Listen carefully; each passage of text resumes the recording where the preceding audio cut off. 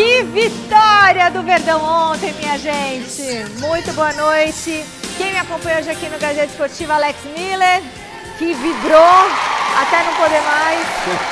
Marcelo Bazejo. Bazejo, sabe quem tá cantando essa música? Sim, Tina Turner. Muito bem. Hoje não vai ter qual é a música aqui, porque hoje a gente tem que falar do jogo do Palmeiras, né? Mas o jogo do Palmeiras não vai ser o único destaque aqui no Gazeta Esportiva, não. Claro que a gente vai falar também dos outros clubes. É Simply the Best, é isso aí, a gente está de volta e começa o Gazeta Esportiva com a nossa enquete do dia. Quem foi o maior destaque da classificação do Palmeiras? Abel Ferreira, o Alan, Rafael Veiga ou Vitor Roque? Não teve gol do Tigrinho ontem. Eu acho que o diretor é complicado, ele participou de 2 gols, mas e o Fux? E o Sousa? Então, você que está em casa vai votar num desses, tá? Vitor Roque, o Abel Ferreira, o Rafael Veiga, que fez 2, ou o Alan. Para participar, site gazetesportiva.com, tá lá a nossa enquete. Gente, para mim não tem que ser o Abel Ferreira, para mim. Para você, Bazejo. Eu voto no Alan. O impacto que o Alan teve no jogo, que esse menino jogou de bola, mesmo com pouca idade, mais uma cria da academia que vem sendo muito útil para o time profissional. Eu acho que o Alan fez um jogo fantástico, para mim, o craque do jogo. Ele que cruzou para o Sousa fazer aquela assim, cabeçadinha, né? E ele que sofreu o pênalti também numa jogada individual maravilhosa. E agora, Miller. Então, Michele, lembra aquela propaganda? A bolacha é fresquinha porque vende mais ou vende mais porque é fresquinha? A grande novidade da escalação promovida pelo Abel Ferreira foi a entrada do Alan no lugar de um lateral, ou do Kelvin ou do Giai. O Alan apareceu como Alan direito, né? E aí, assim, o melhor homem em campo foi o Alan executando aquilo que o técnico pediu para ser feito.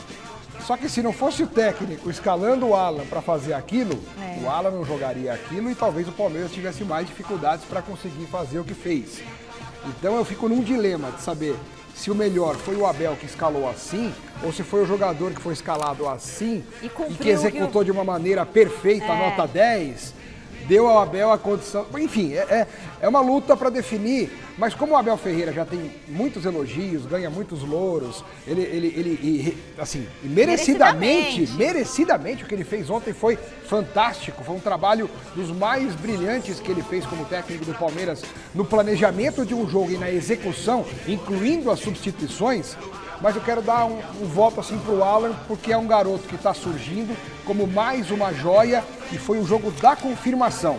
Foi o jogo que o Alan pode pegar como exemplo para construir a sua carreira a partir de agora, como sendo um cara que vai voar e vai fazer muito sucesso. Então, Alan pra mim. Pra você é o Alan, pro Bazejo também é o Alan, pra mim é o técnico Abel Ferreira e eu colocaria o Veiga também. Colocaria o Veiga. O Veiga entrou muito bem, Colocaria o Veiga. Até porque o lance que ele fez o gol, quem começou foi ele fazendo o lançamento pro Vitor Roque de primeira.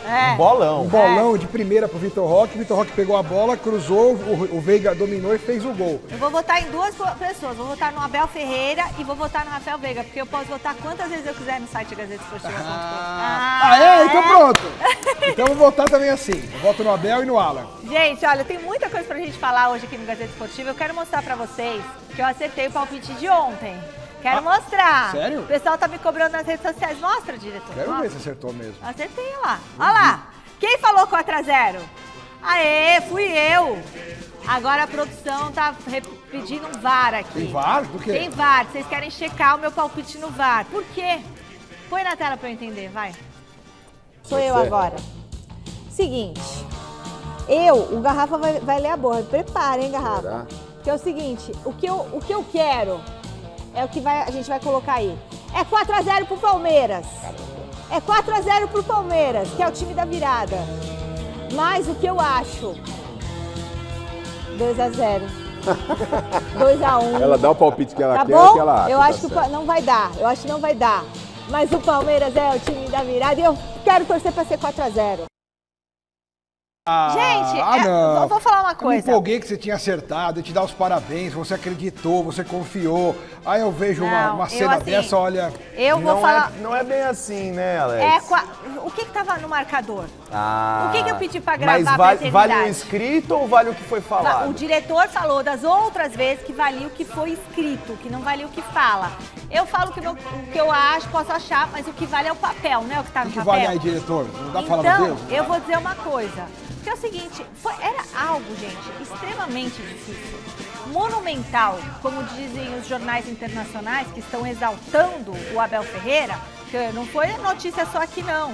Isso aí repercutiu na Espanha, no mundo inteiro. Repercutiu em Portugal. O AS da Espanha escreveu lá, monumental, a bola lá de Portugal, todo mundo exaltando esse feito do Palmeiras, né? Depois eu vou contar pra vocês. Então foi algo realmente épico, porque nunca tinha acontecido. E eu acreditei que poderia ser, que era o que eu queria. 1, 2, 3, 4. Amor de palestra! E eu tô muito feliz, porque meus irmãos são todos muito felizes, meus primos são felizes. E a grande final da Libertadores vai ser, sabe que dia? 29 de novembro. Ah, Michele, mas aonde vai ser? Vai ser lá em Lima, no Estádio Monumental de Lima, sim. Pois é, vai ser lá. Bora conferir então como que foram as campanhas de Palmeiras e Flamengo até a finalíssima. Olha só, o Palmeiras foi o primeiro colocado do Grupo G com 100% de aproveitamento, a melhor campanha da fase de grupos, tá? A melhor campanha da história da Libertadores em primeira fase. Foram 12 jogos, 10 vitórias, 1 empate e 1 derrota, que é justamente a última derrota lá por 3-0.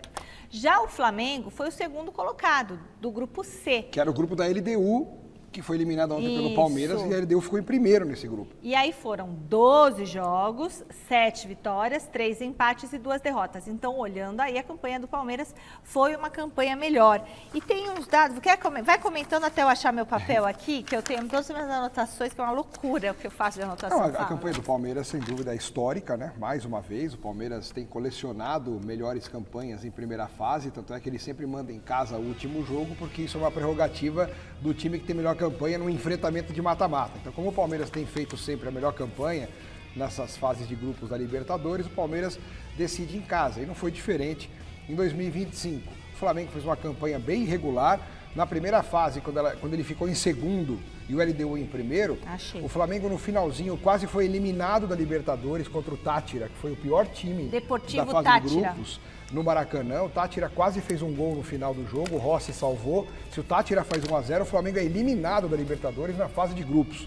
Então o Rossi salvou, o Flamengo classificou e agora chegou à final.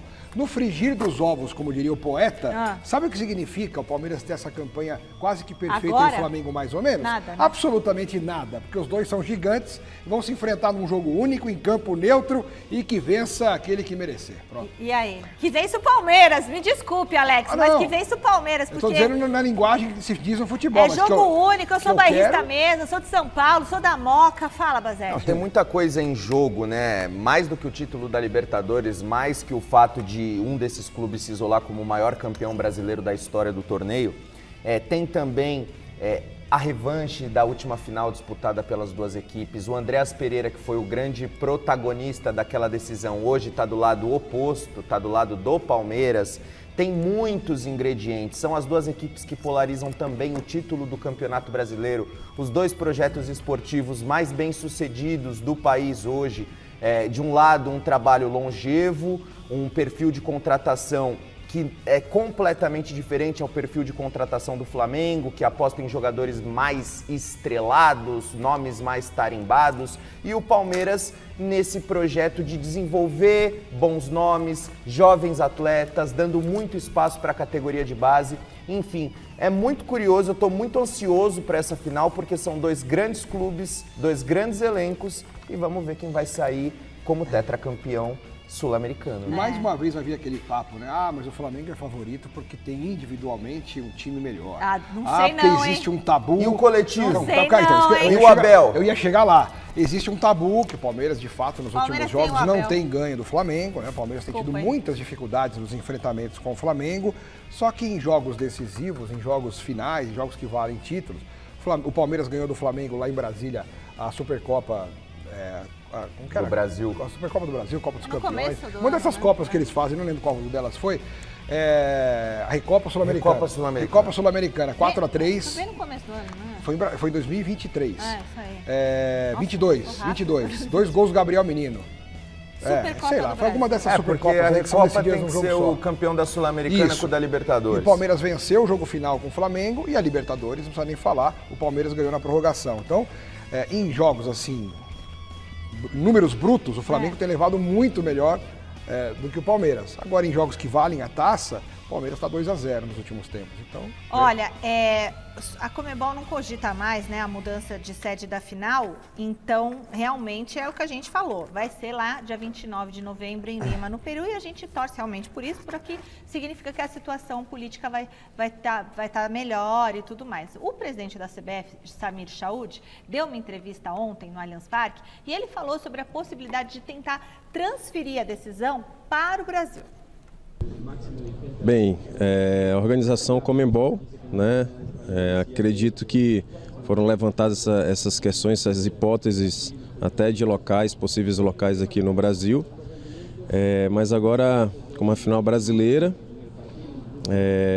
a gente sabe que tem muita coisa envolvida, né, por trás dessas organizações, mas se for um pedido dos clubes, a CBF vai apoiar, vai encabeçar isso, mas deixando claro que é a Conmebol que decide, ela que é organizadora e detentora da competição. Bom, então já está decidido, vai ser em Lima, no Peru, pode comprar passagem. Está no regulamento da competição que a Conmebol define o local e esse local é intransferível. No entanto, Deve ter uma há um cláusula, adendo nessa cláusula dizendo que a única exceção para que um local não seja mudado é se o local não oferecer toda a estrutura, toda a possibilidade e a segurança para que o jogo seja realizado lá. Isso já aconteceu, já teve uma sul-americana que saiu da Bolívia e foi para o Chile, ou vice-versa, aconteceu alguma coisa dessas aí. Já aconteceu isso na Conmebol, né, na América do Sul. E o Peru vive ainda um problema muito sério, não está nada mais calmo, inclusive com as últimas informações dando conta de que um estado de sítio? De sítio, de recolher.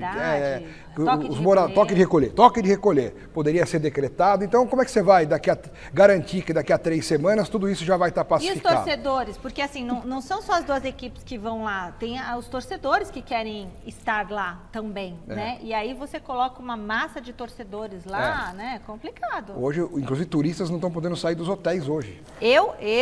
Se fosse Conmebol, transferir esse jogo. O que me estranha, Mi, é que em 2019 a Conmebol já mudou o palco da final de Santiago do Chile para Lima, no Peru, justamente por questões políticas. Exatamente. O Peru é um país que nos últimos 7 anos teve 7 presidentes.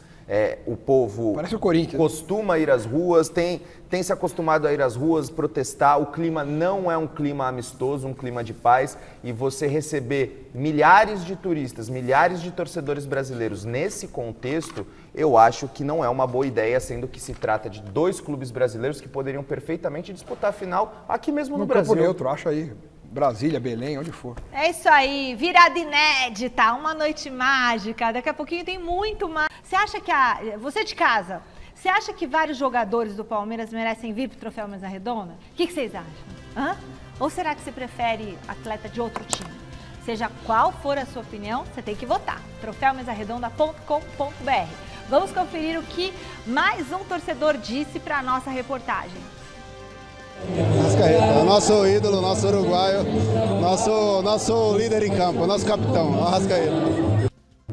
Arrascaeta.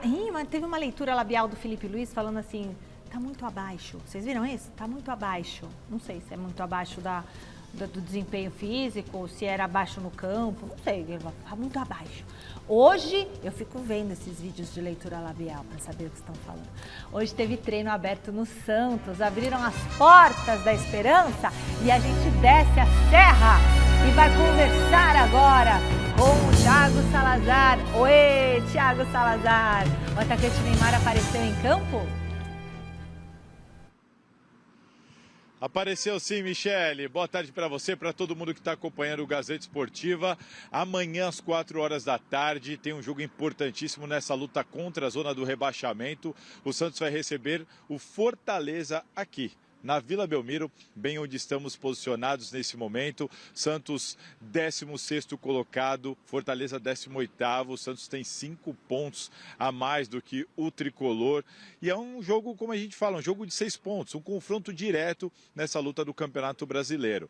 Para esse jogo, o Vojvoda, ex-técnico do Fortaleza, hoje técnico do Santos, não vai poder contar com o Souza, que está suspenso, e também com o Mike, que está com uma inflamação no joelho direito e também vai ser desfalque para essa partida. A grande dúvida é o Neymar. A gente acompanhou, temos as imagens aí, cerca de 10 minutos, 15 minutos do aquecimento dos jogadores do Santos. O treino está rolando neste momento lá no CT Rei Pelé, onde estávamos. A gente não pode acompanhar o treino, mas a gente acompanhou o aquecimento. O Neymar chegou junto com o Robinho Júnior, foi para a roda de bobo, participou ali. A gente não teve acesso a mais movimentações do que isso, mas tem a informação de bastidor. A informação vem de apuração do jornalista. E a questão é a seguinte: o Neymar tem possibilidade sim de ser relacionado e ficar no banco de reservas amanhã aqui na Vila Belmiro. Só que o Santos está estudando essa possibilidade por alguns motivos que vão além do campo, além do jogo, além da condição do Neymar.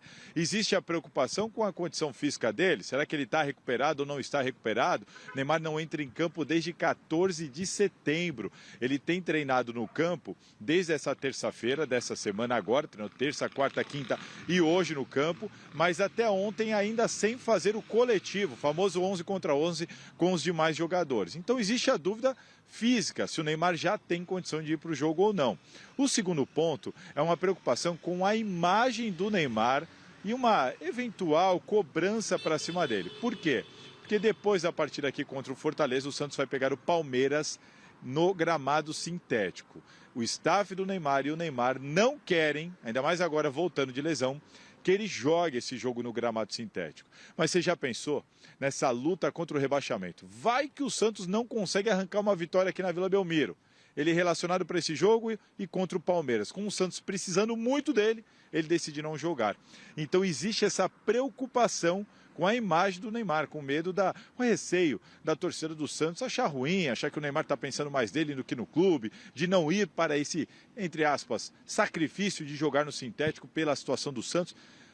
Por causa de tudo isso, não dá para a gente cravar se o Neymar vai para o jogo amanhã aqui, porque eles estão preocupados com o jogo que vem depois, contra o Palmeiras no sintético. Dá para dizer que contra o Flamengo, daqui a 2 rodadas, né? Fortaleza, Palmeiras e aí Flamengo, aí sim, Neymar vai para o jogo, estará em campo.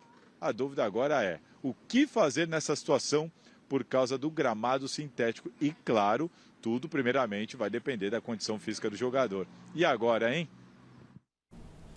E agora, Alex Miller? É um dilema, né? É um dilema e eu acho, na verdade, eu acho um absurdo, porque o jogador pode até não gostar de jogar no sintético, mas quando ele vê o Santos numa posição acima da zona do rebaixamento e precisando dele, não jogar no sintético só porque ele não gosta, eu acho até um egoísmo, uma mesquinhez. Mas será que é porque ele não gosta ou porque ele pode se machucar? Gente, desculpa, mas muitos já criaram até um mito em relação a isso.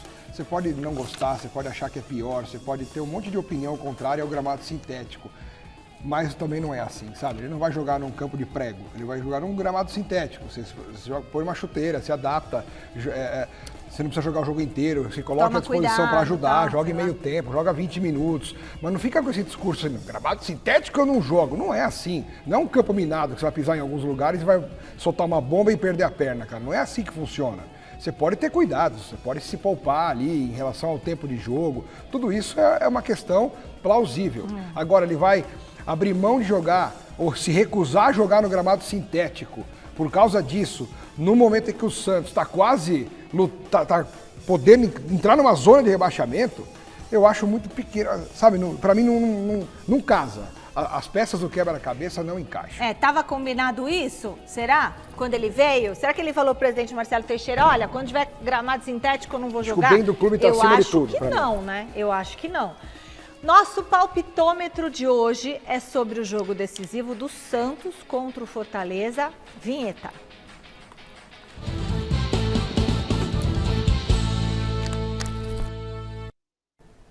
E quem começa por aqui é o Marcelo Bazejo. Seu palpite, Santos e Fortaleza. confronto direto, né, contra o rebaixamento. Acredito num jogo difícil, mas eu acho que vai dar 2-1 para o Santos. 2-1 para o Santos.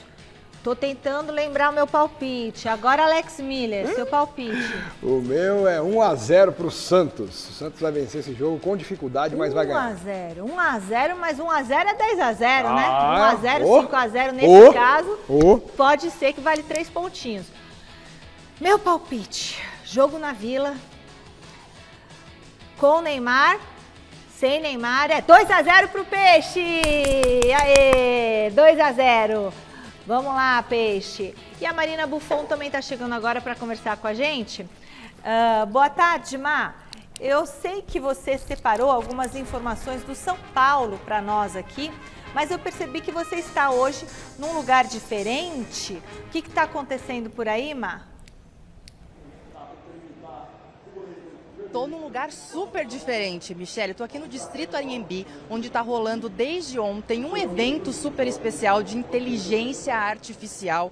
E, gente, neste momento, vou pedir aqui, está rolando a grande final entre USP e Federal de Pelotas de campeonato de robôs. É isso mesmo, gente, campeonato de robôs nesse momento. São robôs que são totalmente autônomos, robôs que estão disputando essa grande final aqui.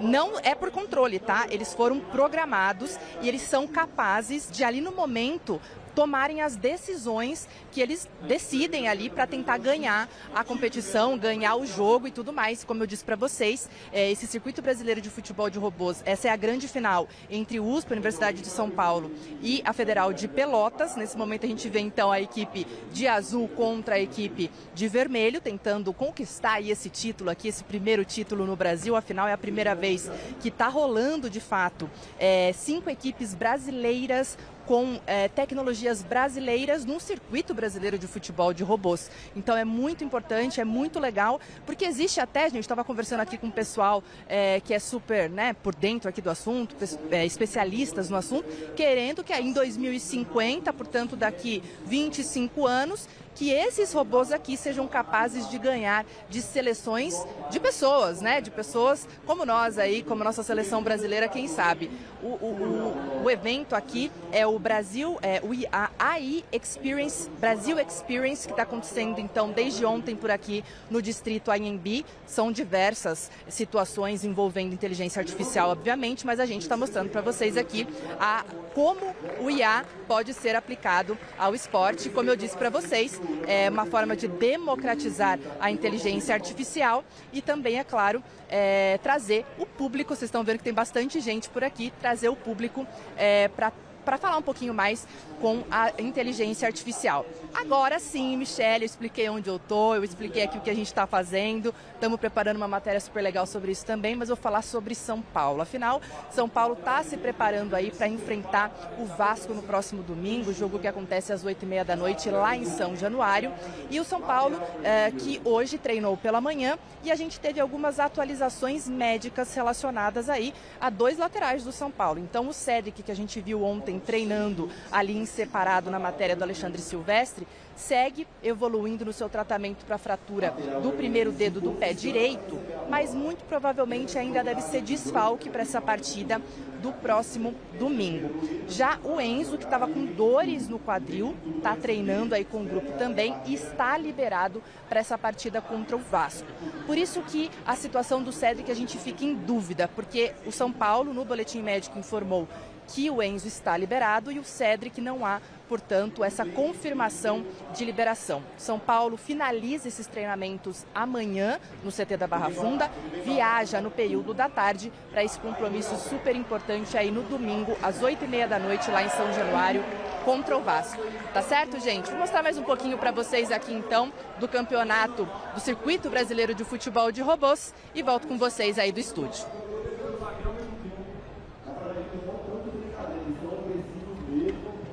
Da tela.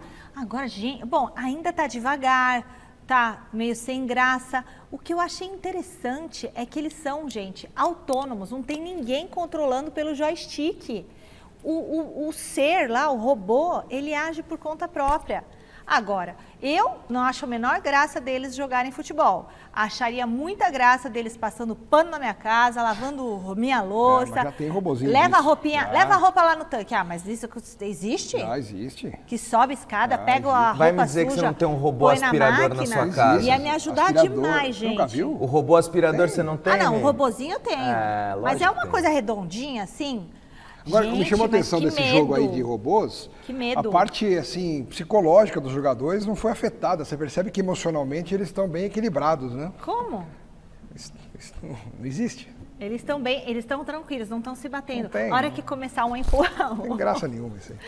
Não, mas eu achei. É que às vezes isso aí é um protótipo para uma coisa. É lógico. Exterminador Mas de você viu o Futuro, projeto? Que daqui a aquelas 25 anos eles possam, uma seleção de robôs possam ganhar de uma seleção de humanos? De humanos, gente. Como é que Já seria pensou isso, né? seleção de humanos versus seleção de robôs? Pelo menos os robôs não se machucam tanto quanto os jogadores do São Paulo, né? Os desfalques Onde têm vamos sido parar? um grande problema. Que corneta. Que corneteiro, hein? Nossa. Tô falando alguma mentira? Ok. A MAP falou sobre o Cédric Soares, que é mais um desfalque, provavelmente não deve voltar a ficar à disposição para o jogo contra o Vasco, e assim o São Paulo vai com apenas um lateral direito para essa partida, que é o Mailton, porque o Mike, que é um jovem da base que tem ganhado espaço, tem ido bem, terá que cumprir suspensão por acúmulo de cartões, assim como o Luciano. Então são mais desfalques para o técnico Hernan Crespo, que nessa reta final de temporada tem que fazer 1 litro de limonada com 1 limão. Não é fácil. Não é fácil. E o São Paulo brigando por por uma vaga na Libertadores. E agora tem ficado um pouquinho mais fácil, né? Porque com Palmeiras e Flamengo na final da Libertadores, com a possibilidade do Cruzeiro chegar à final da Copa do Brasil, o G7 pode virar G8. O Gazeta Esportiva vai fazer uma rápida pausa, mas daqui a pouquinho tem a reportagem da classificação do Palmeiras, tem entrevista exclusiva com o técnico Dorival Júnior e muito mais. Fique com a gente. Ai, gente, deixa eu mandar uns beijinhos aqui que eu prometi ontem, mas com a confusão do dia a dia. Então, eu estava no supermercado fazendo minhas compras e eu quero mandar aqui alguns beijos. Para dona Maria Helena, que me encontrou lá e foi muito carinhosa. Um bate, bela. Um beijo também para Neuza e para o Marcelo. Marcelo, inclusive, foi aluno da minha avó lá no Sarmiento. Um beijo para você. E um beijo para o Jean e para a Fernanda, que foram muito carinhosas comigo também. Gente, está de volta e vamos falar agora do Corinthians. O Corinthians foi mais um clube paulista a abrir as portas do CT para a imprensa acompanhar hoje. Tô gostando, tá gostando. José Paz conferiu as atividades por lá. Fica de olho.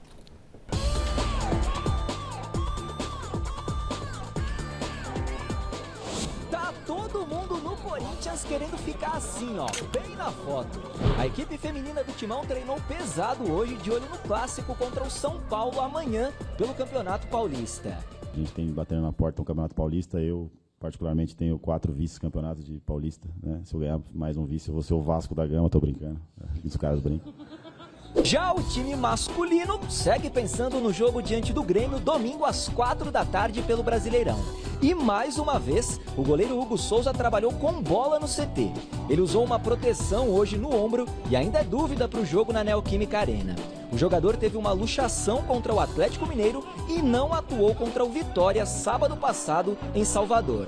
Para essa partida contra o Grêmio, o técnico Dorival Júnior não vai poder contar com 3 jogadores que estão suspensos: o Ranielli, o Breno Bidon e o José Martínez, além de 2 jogadores entregues ao departamento médico, o Vitinho e o André. Por outro lado, o técnico terá os retornos do Mateuzinho e do Maicon, que estavam suspensos na rodada passada. Esse é o Corinthians, um clube unido, em busca de objetivos em todos os campos nessa temporada. Bom, qual a expectativa para esse jogo aí contra o Grêmio no final de semana, Alex Miller? Jogo difícil para o Corinthians, né? Estão ali, né, na tabela. Estão pertinho. Estão pertinho da tabela, os dois com condições ainda de brigarem por uma vaga na pré-Libertadores, né? Condições para isso existem, mas tem que jogar bola. O problema do Corinthians é que o foco é hoje principalmente na semifinal da Copa do Brasil, daqui a pouco mais de um mês, não? Final de outubro, um mês e pouco, um mês e pouquinho. Tem a semifinal da Copa do Brasil. Então o Corinthians, na verdade, espera a chegada dessa partida contra o Cruzeiro pela semifinal da Copa do Brasil e ao mesmo tempo vai administrando o Campeonato Brasileiro.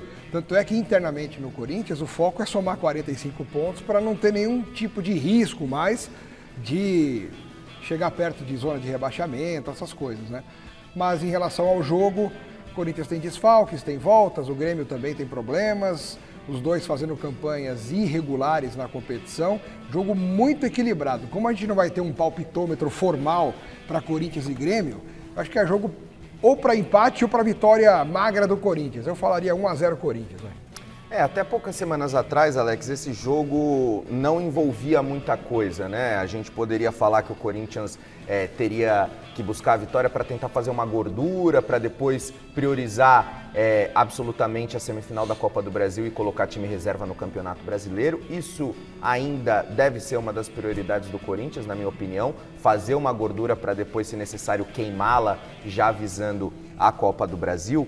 Mas agora, como tudo se encaminhou, Palmeiras e Flamengo na final da Libertadores, Cruzeiro podendo chegar à final, o G7 já não é mais G6, é G7, pode virar G8. Esse duelo entre Corinthians e Grêmio também tem em jogo uma possível vaga para pré-Libertadores. Então essa reta final do Campeonato Brasileiro passou a envolver ainda mais times brigando por alguma coisa. Então eu vejo que o Corinthians deve entrar com aquilo que tem de melhor. São muitos desfalques, é verdade, mas também tem retornos importantes, como o Mateuzinho na lateral direita. É um jogo difícil, mas eu ainda assim aposto no Corinthians. 18 horas e 12 minutos. Temos que falar do Palmeiras, minha gente. Agora vamos falar sobre a grande, a heróica, a épica classificação do Palmeiras para a final da Copa Libertadores da América. Foi histórico. O repórter Thiago Salazar conta pra gente cada detalhe do que você vai assistir agora.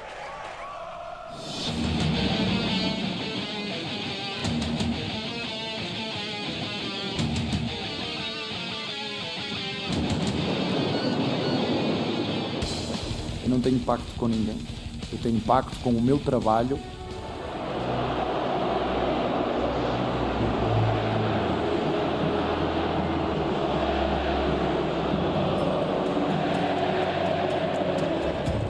E 90 minutos no Allianz Parque é muito tempo. Preparem-se para uma noite mágica.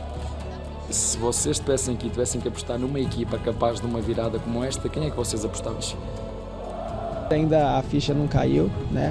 Eu vi aqui que tem um monte de mensagem. Como a Abel fala, a gente fica com as borboletas na barriga. Tive a oportunidade de jogar no Paraguai, na Argentina, na Itália. E, cara, é muito difícil ter um ambiente de trabalho como tem no Palmeiras. E acho que isso faz muita diferença. Há 5 anos, o Palmeiras é comandado daqui por Abel Ferreira. Um casamento que viveu a sua primeira grande crise há poucos meses. Fiquei muito magoado com aquilo que eu ouvi de uma parte da torcida.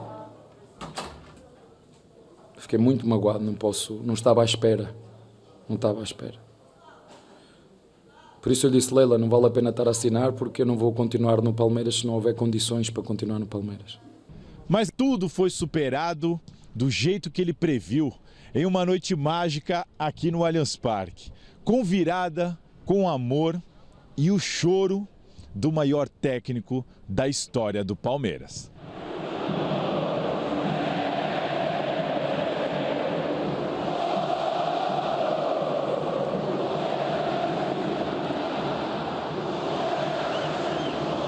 E é isso, eu chorei e estou a chorar agora e não gosto de mostrar a minha parte fraca.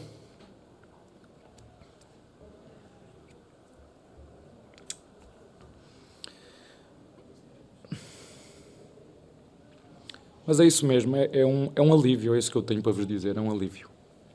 Um casamento perfeito é quando um homem imperfeito com uma mulher imperfeita fazem tudo para continuar e suportar juntas um caminho de comunhão, de sacrifício, de comunicação.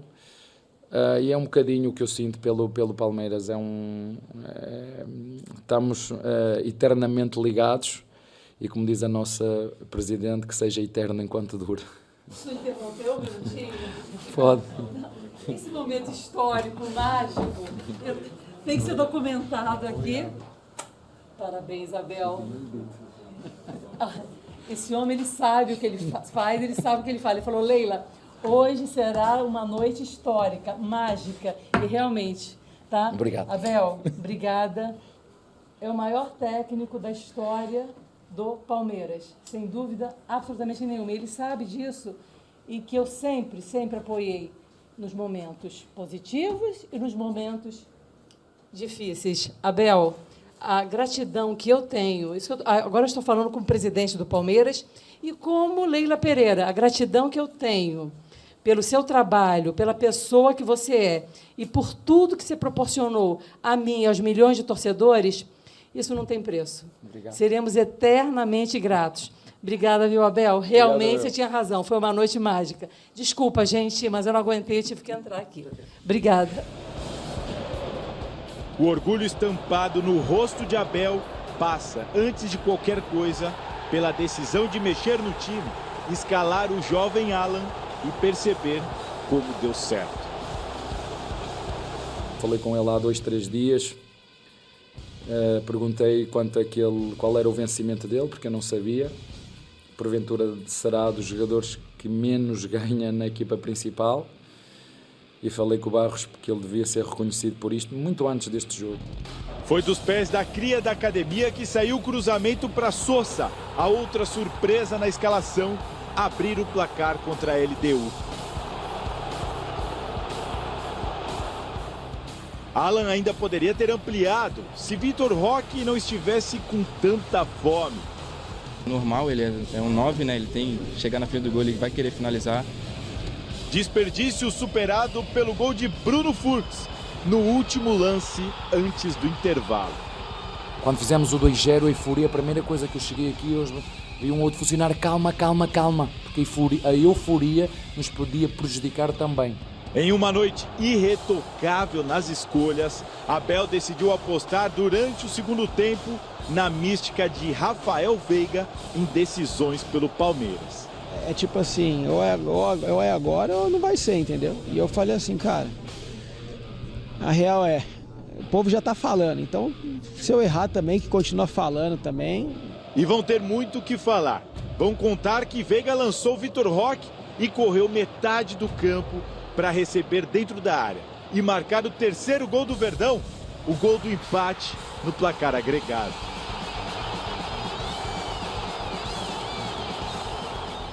Chance de pênaltis que acabou resumida em uma batida só, quando o Alan decidiu que a bola era dele e que só uma falta dentro da área seria capaz de mudar isso.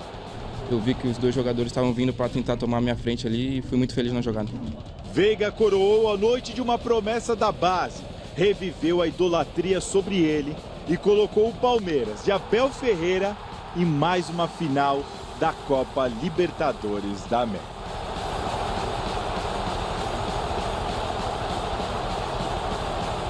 Desabei, acho que estava como uma bola dentro, tudo pressionado aqui, por isso te falei, porque eu tenho que estar sempre a provar a mim mesmo que mereço o lugar que ocupo, está bem? Ai, comecem a comentar aí, eu tenho algumas coisas para falar também, e eu acho que um dos momentos que eu achei muito importantes e que me fez votar até no técnico Abel Ferreira como um dos destaques da partida, é a hora que acontece o terceiro gol, e aí ele fala, calma, porque ele quer todo mundo bem concentrado, porque justamente, às vezes, quando você faz esse gol e ficaria 3-3, você pode tomar um, né? Então, ele pede calma para a equipe, ele não explode de alegria, ele fica muito contido ali. Então, eu achei esse momento que ele fica pedindo, calma, foca. Essa é uma característica do Abel, né? Isso não foi só dessa vez, ele sempre foi assim, tanto é que um dos mantras dele, né, de cabeça fria e coração quente, é por causa disso, com o gesto dos dedos na cabeça, assim, para manter a razão acima da emoção. E esse terceiro gol, realmente, você fez a leitura corretíssima, porque o 3-0 levaria a decisão para os pênaltis. Ao mesmo tempo, foi um desafogo, porque você ali já não estava sendo eliminado no tempo normal. Mas se toma um, é eliminado. Então você fica no fio da navalha, né? Faz o quê? Então ele falou, não, continua como tá, mantenha, faz de conta que a bola foi para fora. Segue aí que tem que fazer mais um. Né? Basicamente foi isso, o resumo foi esse e deu certo, né? O pessoal continuou na mesma toada, com a mesma concentração. Eu só queria falar uma coisa do que o Abel disse ali naquele momento de emoção. Porque ontem a emoção estava aflorada no Allianz Parque. Né? Eu chorei quando o Palmeiras fez o 4º gol. Colegas meus choraram. Torcedores que eu acompanho, que eu assisto o jogo sempre do meu lado e que nunca choraram, estavam chorando. O componente emocional do jogo de ontem era bem diferente de um jogo normal, até de um clássico, de um outro jogo decisivo. Foi algo mágico realmente, do jeito que o Abel falou que iria acontecer. A atmosfera era uma atmosfera emotiva, tanto é que o Abel chora na coletiva. Ele nunca tinha chorado, nem quando ganhou o Libertadores, nem quando ganhou tudo que ele ganhou, nada. Foi uma classificação apenas para a final, mas que tem um tamanho e um significado que ninguém consegue descrever em palavras. E quando o Abel fala que eu não quero chorar porque eu não quero demonstrar o meu lado fraco, aí eu discordo do Abel, porque o homem chorar não é porque ele está mostrando a sua fraqueza, pelo contrário, ele está mostrando que é um ser humano feito por emoção também, e que quando o homem chora, homem que eu falo ser humano, tá? Homem, mulher, quando o ser humano chora, é porque a pessoa demonstra ali que ela está envolvida de uma forma em que a emoção também faz parte, claro, junto com a razão, com a inteligência, com a preparação, com tudo que a pessoa tem, mas ela é emocional, o ser humano é emocional, é um conjunto de coisas, né? E até desmistificando um pouquinho, e isso é bom pro Abel, aquela pecha que ele tem de que ele é acima do bem e do mal, de que ele é de carne e osso. Que ele não é um cara, sabe, um Deus que tá ali, não, ele chora, ele erra, ele acerta, acho que isso faz bem pro ser humano. Calma. O que mais me impressiona do Abel e desse grupo é a capacidade de se manter motivado e sedento por mais conquistas. Nossa Senhora. Porque o que o Palmeiras do Abel Ferreira conquistou nesses últimos anos é de tirar o chapéu. E ainda assim ele consegue comover todos os seus jogadores para protagonizar coisas impensáveis, como foi a história de ontem, essa virada monumental do Palmeiras. A gente não se surpreende, eu pelo menos sempre acreditei que o Palmeiras era capaz de reverter esse resultado, porque já fez isso em outras oportunidades. A gente lembra Palmeiras e Botafogo, naquela edição do Campeonato Brasileiro, que os dois times polarizaram a disputa pelo título. 3-0 para o Botafogo, o Palmeiras reverteu para 4-3. Final do Campeonato Paulista contra o São Paulo, enfim. Diversas oportunidades o Palmeiras mostrou que tem capacidade, tem poder de reação e ontem não foi diferente. Preciso falar algumas coisas aqui. O Abel Ferreira, ele tem um assistente chamado Thiago Costa. E vocês sabem que quando ele prometeu essa noite mágica uma semana atrás, ele preparou toda uma questão mental, psicológica junto com o Thiago. Então, tinham mensagens nos vestiários escritas assim: 90 minutos é o tempo da glória eterna. Somos o time que faz o difícil virar verdade. E tinha um mural também com todas as viradas do Palmeiras. Tinha a virada do Barça para cima do PSG, aquela super virada histórica, né, que virou 6. E então isso é algo interessante, que ele trabalhou também esse aspecto mental, essa parte psicológica dentro dos jogadores e dentro de toda a comissão. Prometeu e cumpriu. Isso que é incrível, isso que ele fez. Então ele realmente fez um trabalho com toda a equipe. E aí, a repercussão internacional, só passando rapidinho, o jornal espanhol AS, abre aspas, feito histórico do Palmeiras, dando destaque para o Alan e para o Vitor Roque. Jornal português A Bola, vitória épica do Palmeiras, entre aspas, memorável. Então, assim, é realmente algo indescritível isso que aconteceu ontem. O Palmeiras é o clube do sem saber que é impossível. Foi lá e fez. É isso mesmo, desse ditado. E só mais uma coisinha, o Andrés Pereira, depois eu falo do Andrés Pereira, porque eu vou dar um recado agora, mas o Andrés Pereira vai passar por uma experiência única na vida dele, hein? Vocês sabem? Daqui a pouco eu falo. Olha só, Andrés Pereira, por que é uma experiência única? Vocês lembram que ele perdeu a final da Libertadores pelo Flamengo? Com uma falha decisiva.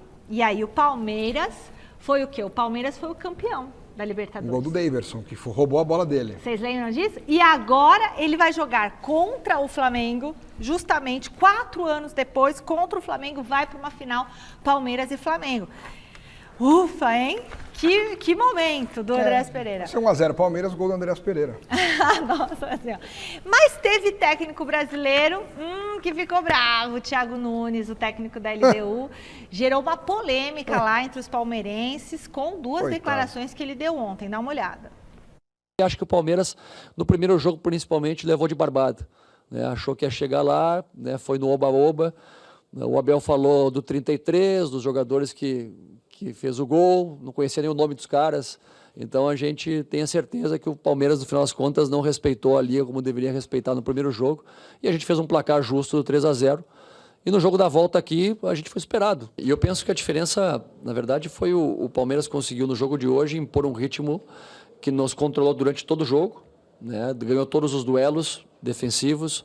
A gente não conseguiu fazer um jogo tecnicamente bom, porque a gente tinha sempre pouco espaço. A gente está num campo que é muito difícil de jogar, né? Um campo sintético que parece um pátio de colégio, é muito rápido, a bola está sempre viva e é muito complicado para quem não está acostumado a esse tipo de ritmo de jogo. Thiago Nunes ficou pistola, falou que o campo do Allianz Parque é campo de pátio de colégio e que o Abel foi desrespeitoso quando chamou o jogador da LDU, o 33, falou assim, jogador 33. O que vocês acham Eu quero disso? tentar dar um desconto para ele. Porque ele estava ali dando uma resposta para o povo equatoriano, para o torcedor da LDU. Então ele tinha que falar alguma coisa, mesmo que fosse uma imbecilidade. Então ele falou o que veio à cabeça para se defender ali de uma remontada histórica contra o time dele, né? Porque se a gente fizer um rápido levantamento de memória, o título mais importante da vida dele foi pelo Atlético Paranaense, que pelo que me consta, há muitos anos tem gramado sintético. Ele, como técnico da LDU agora, eliminou, dentre outros times, um tal de Botafogo, que pelo que me consta joga num gramado sintético. E quando ele eliminou o Botafogo, ele não reclamou do gramado sintético e nem falou que era um gramado de pátio de colégio. Repito, as pessoas têm todo o direito de não gostarem, de não quererem jogar, de criticarem, tudo isso faz parte. Agora, se colocar, até com termos jocosos, para justificar uma eliminação como essa, eu acho uma hipocrisia danada, porque o cara usufruiu tanto e se deu bem tanto em gramados sintéticos, quando perde, vai querer falar para atingir, para dar uma desculpa. Acho que era melhor ele ter se restringido em falar só que o Palmeiras foi muito melhor do que o time dele e que mereceu a vitória, porque foi o que aconteceu. Eu concordo. Resumir o fracasso da LDU na noite de ontem ao gramado sintético, para mim, é um caminho errado a se seguir. A LDU abriu mão de jogar futebol durante todo o primeiro tempo e com isso foi engolida. No início do segundo tempo até tentou alguma coisinha, mas o Palmeiras já voltou a retomar o controle do jogo e engoliu a LDU de novo. Por quê? Porque há um abismo de qualidade entre os dois elencos que ficou muito claro. A LDU já tinha dado sorte de avançar contra o São Paulo, porque o São Paulo perdeu inúmeros gols contra a LDU. Deu sorte e avançou. Deu sorte também no jogo de ida, porque o Palmeiras não se encontrou em campo lá na altitude. Cadê a música? O Palmeiras é o time da... Só que quando deu a lógica, quando as coisas voltaram ao normal, quando um time melhor conseguiu se impor diante de um time inferior, deu a lógica, 4-0, sem esforço. O Palmeiras poderia ter vencido demais. Se precisasse, faria. Se precisasse, faria. Ia fazer, era 6, era 7, mas eu parei no 4, eu falei que ia ser 4. Eu dei palpite 5-1, que acertei só no saldo, né? Olha, deixa eu só falar mais uma coisa, tem um negócio, vocês vão me falar que eu sou maluca, né? Mas não sou, presta atenção. Todo mundo tá sabendo, tá passando um cometa ou sei lá o que ali no 3 e Atlas. Vocês estão sabendo, né? Tem muita... Você não tá sabendo? Que alguns acham que é uma nave alienígena?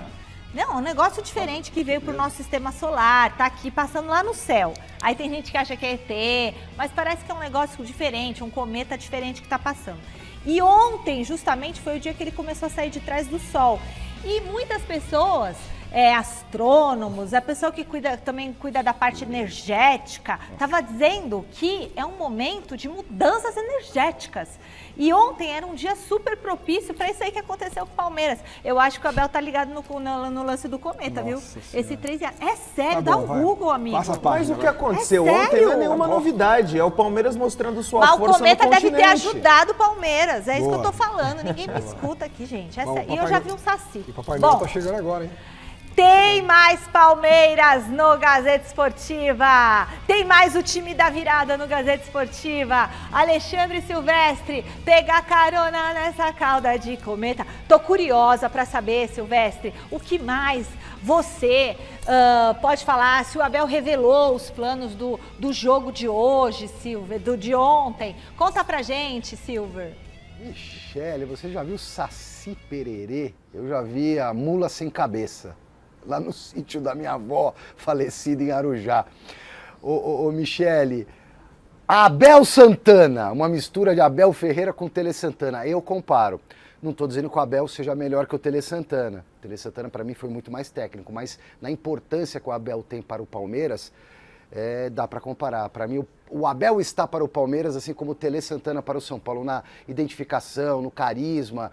Talvez os dois maiores técnicos da história desses dois gigantes do futebol brasileiro. Mas é só uma opinião minha. O Abel Ferreira, que sempre tem um plano na manga, ele está indo para sexta Libertadores dele, chegou faz 5 anos, ontem ele completou 5 anos do anúncio que seria o novo técnico do Palmeiras, chegou para ganhar 10 títulos nesse período e nesses 5 anos foram 6 Libertadores. Ganhou 2, chegou já na terceira final, pode ser tricampeão, bateu 2 vezes semifinalista, perdeu uma para o Furacão, para o Atlético Paranaense, perdeu a outra para o Boca e ano passado foi eliminado nas oitavas para o campeão Botafogo. E por um triz não deu Palmeiras. Você se lembra daquele gol lá no final que acabaram anulando no VAR, no toquinho de mão do Gustavo Gomes. Então o Abel Ferreira é um animal no bom sentido, é um monstro, é um técnico espetacular. Você é prova, Michele, que eu falo que o Abel é o melhor técnico do continente já há um bom tempo.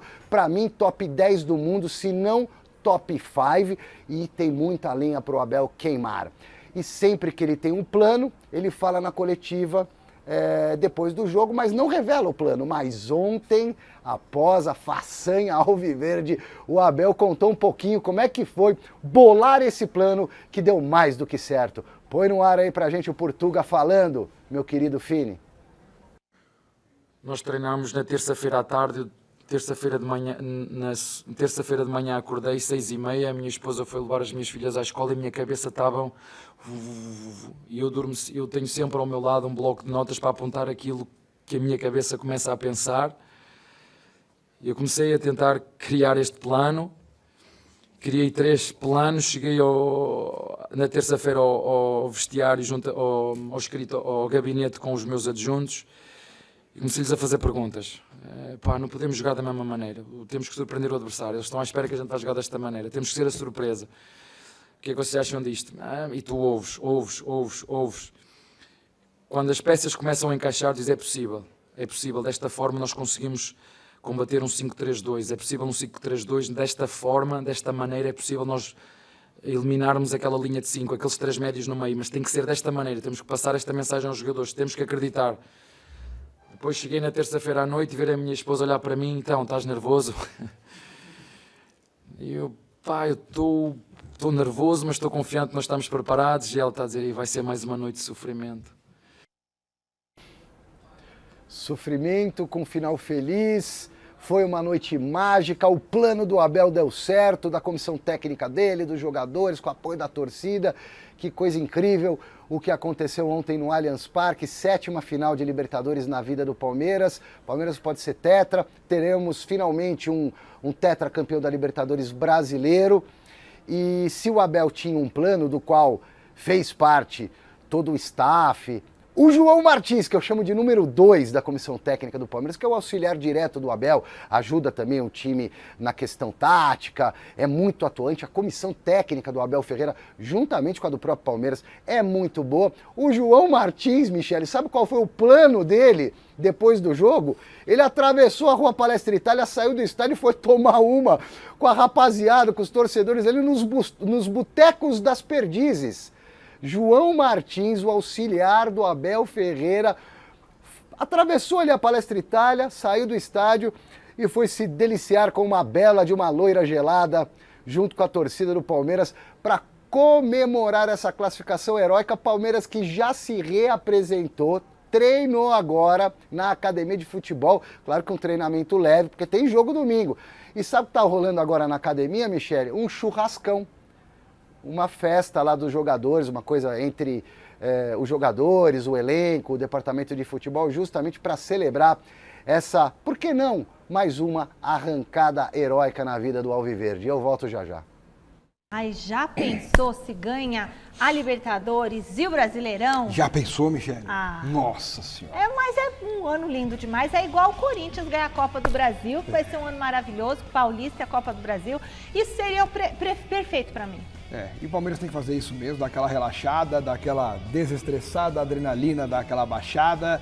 E por isso que eu acho que o jogo de domingo contra o Juventude vai ser extremamente difícil, porque é natural do ser humano aquela ressaca, e Juventude desesperado ainda para fugir do rebaixamento, tem esperança de escapar, o jogo em Caxias do Sul. Se eu sou o Abel para esse jogo, por exemplo, eu coloco todos os reservas, porque os reservas do Palmeiras têm capacidade para ganhar do Juventude, estão frescos, como gosta de dizer o Abel, né? Fisicamente estão bem, emocionalmente não estão tão naquela adrenalina, não estão pilhados como os que jogaram mais. E acho que o Palmeiras teria mais chance de ganhar do Juventude com os reservas do que se os titulares de ontem entrarem domingo em Caxias do Sul. Eu arrisco a dizer que se os titulares jogarem, o Palmeiras não ganha. Se os titulares ganharem, pode tomar uma goleada. Aí o Michele está zoando, né, Michele? Mas perde. Eu tô falando, não ganha, empata, sabe? Mas essa carga emocional, ela faz muita diferença. Os jogadores, eles precisam relaxar um pouco. Essa semana foi muito tensa, né? O foco foi muito grande nesse jogo. O time estava muito preparado em relação ao que tinha que fazer ao longo desses 90 minutos. Agora, conforme a adrenalina vai passando aos poucos, porque ainda não passou completamente, é importante que o Abel use a força do elenco a seu favor e dê oportunidade a atletas que não vêm sendo tão bem utilizados. Quem sabe o Palmeiras não conquista mais uma vitória. 10 segundos. Depois do Juventude, no fim de semana, o Palmeiras tem Santos, Mirassol fora e Santos de novo, que é o jogo atrasado da 13ª rodada. Então são 3 jogos muito difíceis. Aquela carga vai voltar a acontecer. Eu colocaria tudo reserva, inclusive o Abel. Domingo reservaiada total, na minha opinião. Isso aí. Só manda... Olha, deixa eu falar do Sousa rapidinho, posso falar? Pode. Olha o Sousa, voando. Dados do SofaScore. Acertou 34 dos 37 passes. Bolas longas, sabe quanto foi aproveitamento, Marcelo Basejo? Quanto? 100% de aproveitamento. Sabe quantos dribles ele acertou? 2 de 3 dribles. E venceu 3 dos 4 duelos disputados. Que partida do Sousa. Fora que cabeceou. Cabeceava.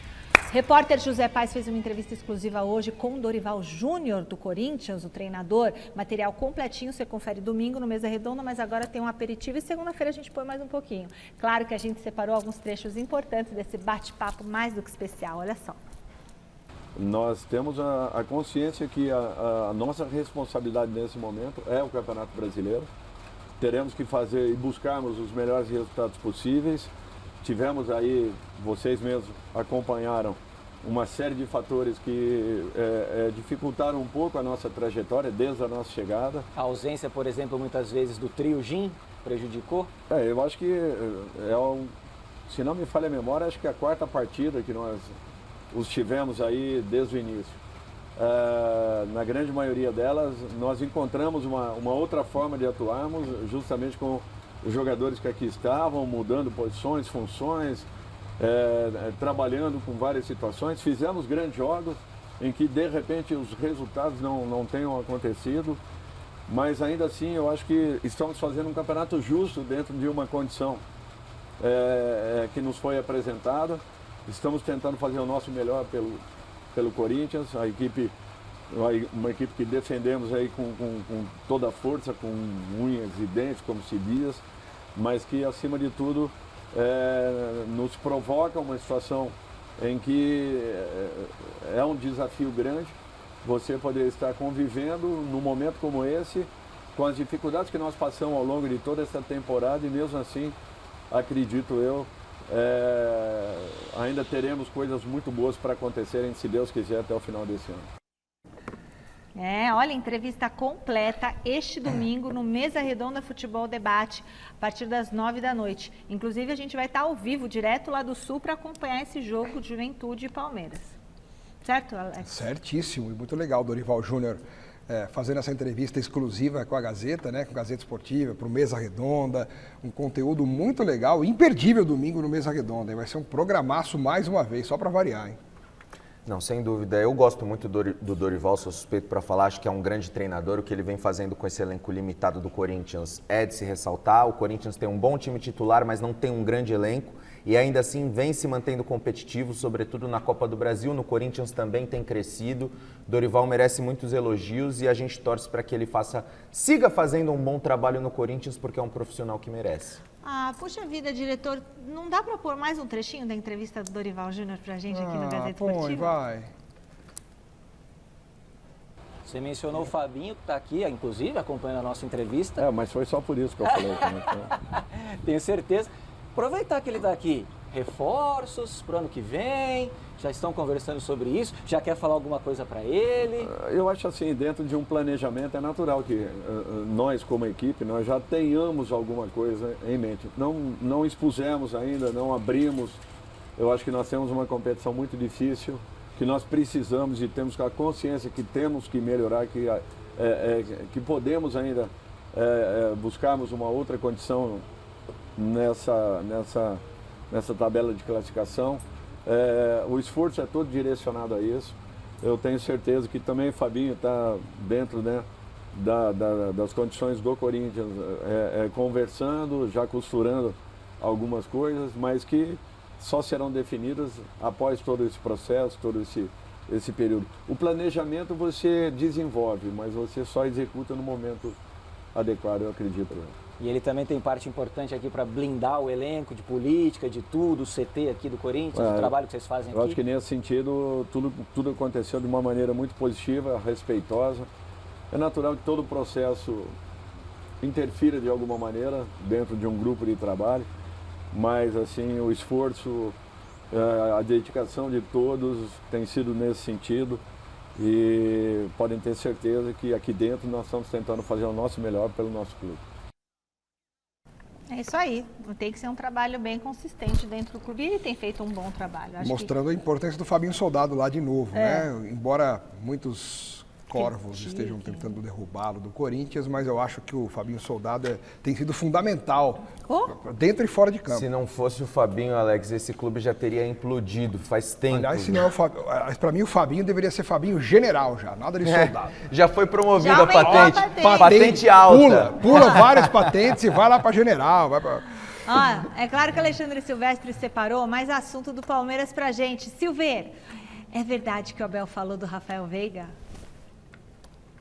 Falou de tanta coisa. Michele, eu estava acompanhando com a minha esposa, que é palmeirense, ontem ficou muito emocionada. Eu também me emocionei. Você sabe que o futebol, para mim, é mais importante que o amor pelo meu time. Então, de vez em quando acontece isso, a gente faz conexões familiares.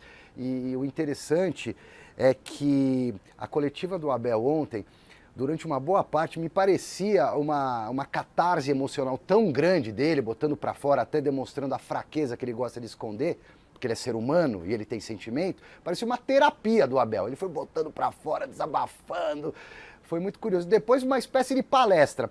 E dentre os temas, e foram muitos, ele falou do Rafael Veiga. Rafael Veiga, que foi decisivo, um jogador que é decisivo já há muito tempo no Palmeiras e estava meio escanteado, porque vinha atuando com dores, questão física, prejudicou muito o Rafael nos últimos meses.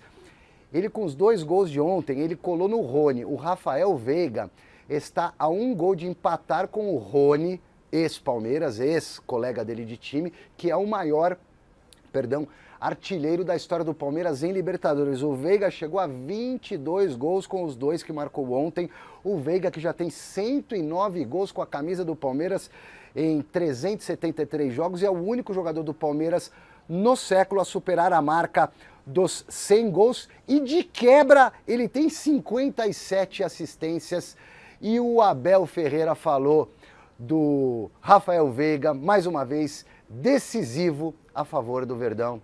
Pode colocar aí o técnico do Palmeiras. No jogo de lá eu fui um dos responsáveis que não consegui ajudar a minha equipa no jogo do LDU lá. Pensei um plano de jogo, ele não correu bem e sofremos muito.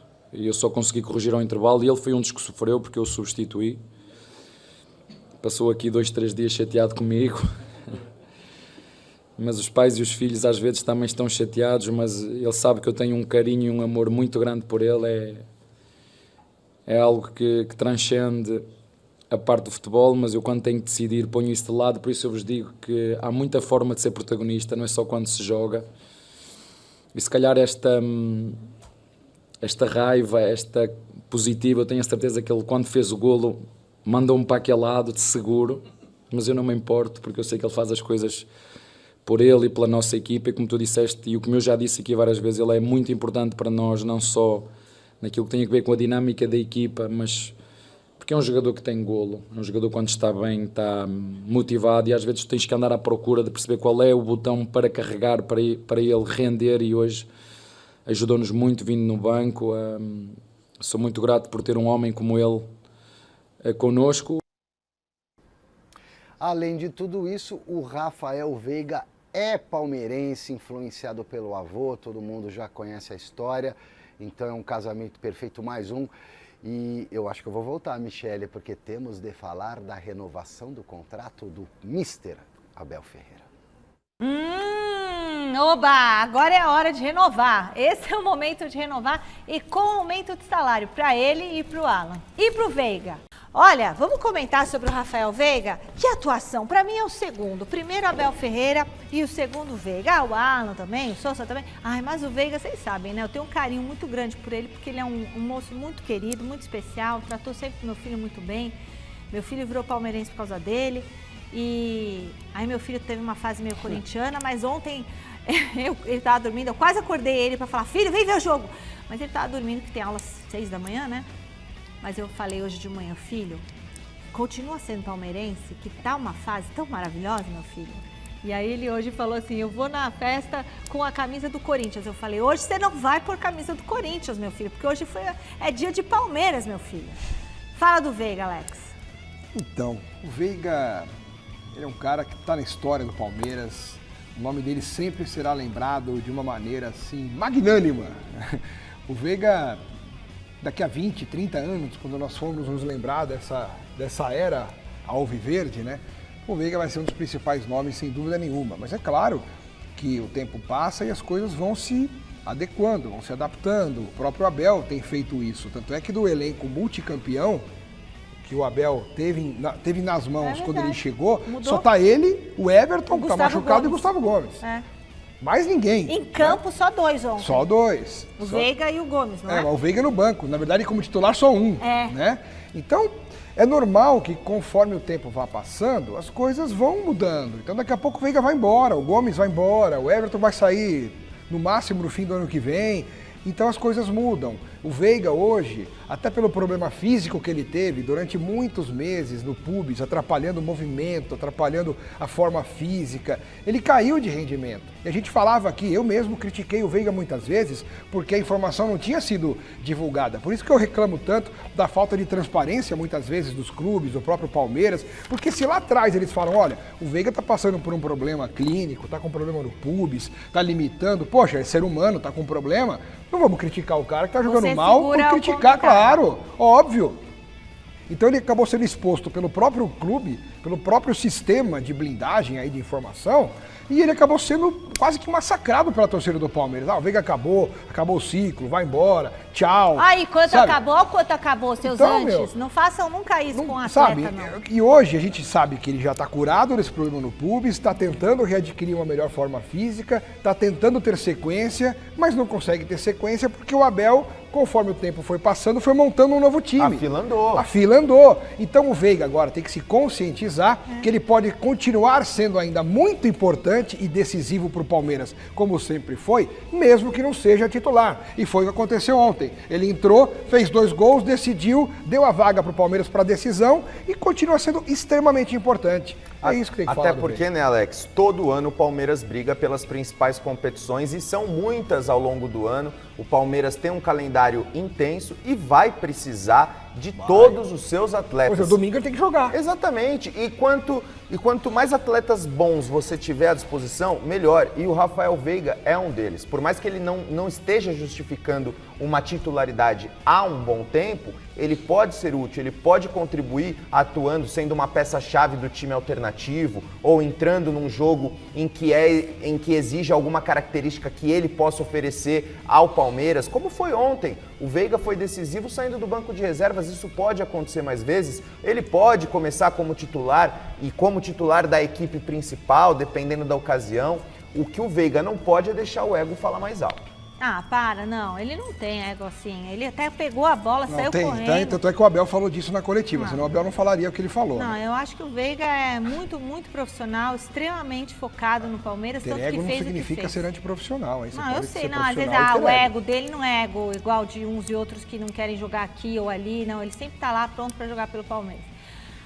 Silver, depois da classificação heróica de ontem, a renovação do técnico Abel Ferreira voltou a ser assunto. Como é que tá essa negociação, hein? A presidente Leila Pereira, já faz um tempo, colocou o contrato de renovação sobre a mesa do Abel. Ele só não assinou porque teve aquele período de crise na relação, o ruído com a torcida, com parte da torcida, a mágoa do Abel, mas depois de ontem, me parece que já passou. Já tinha passado, amenizado, e depois de ontem, pelo amor dos meus filhinhos, como diria o grande e saudoso Silvio Luiz. E um dos motivos pelos quais o Abel vai renovar, essa é a tendência, só não posso dizer 100%, porque às vezes a pessoa muda de ideia, como ele mudou lá naquela época que tinha que ir pro Catar, tal, não sei o que, mudou, estava tudo certo, não foi, mudou de ideia. O Abel Ferreira falou que um dos principais motivos para ele continuar, provavelmente é esse aí, o ambiente de trabalho. Vamos ver? Por isso é que eu vos digo que nunca será softball. É muito mais do que aquilo que vocês veem das 4 linhas, e esta energia que nós fomos criando e esta sinergia só podia dar nisto, por isto é que eu vos falei numa noite mágica, porque eu sei quanto nós nos trabalhamos, sei quanto nós nos dedicamos, a nossa Presidente também. Eu já disse isso várias vezes, eu tenho sorte de ter várias mulheres na minha vida que me inspiram, que me ajudam, e eu, pelo lado profissional, tenho muita sorte de ter a Leila como Presidente. A forma como ela fala comigo, com nós, com o nosso grupo, nos dá tranquilidade para nós continuarmos a trabalhar e fazer aquilo que tão bem sabemos, e é por isso que é muito difícil quando às vezes chegam propostas de outros clubes, tu deixares, porque eu falo de cabeça fria e coração quente, mas eu sou 100% de coração. O contrato atual do Abel Ferreira termina agora em dezembro e é só assinar um novo por 2 temporadas até o final de 2027, sem multa rescisória para ambos os lados. O Abel mesmo que já disse que nem precisa assinar contrato, que vai tudo no verbo, mas nessa aí vai ter a assinatura dele provavelmente, ele ficará por mais 2 anos, essa é a tendência, aguardemos, porque o futuro ao homem lá de cima pertence, né, Michele? Beijo. Não, nada de ficar só no verbo, não, é bom papel na caneta, né? Papel aqui, ó, assim, ou online, que também vale hoje em dia, né? Pessoal, é o seguinte, no domingo tem mesa redonda muito especial. Alexandre Silvestre, que vos falou agora há pouco, estará ao vivo direto de Caxias do Sul, trazendo tudo sobre o jogo de Juventude e Palmeiras. Também teremos a presença do jornalista Luiz Ademar aqui para comentar seus comentários ácidos e precisos conosco aqui, e toda a grande equipe do Mesa Redonda. É isso? Acabou? Não, já? Ainda tem mais última palavra. E claro, esqueci de falar, na entrevista exclusiva com o técnico Dorival Júnior do Coringão. Então, tudo sobre essa vitória do Palmeiras, a provável vitória domingo em Caxias do Sul. E é isso. Obrigada, Alex. Tomara. Valeu, Bazejo. Tchau. Um beijo para você que está em casa. Cuidem-se. Tchau. Jornal da Gazeta. Tchau.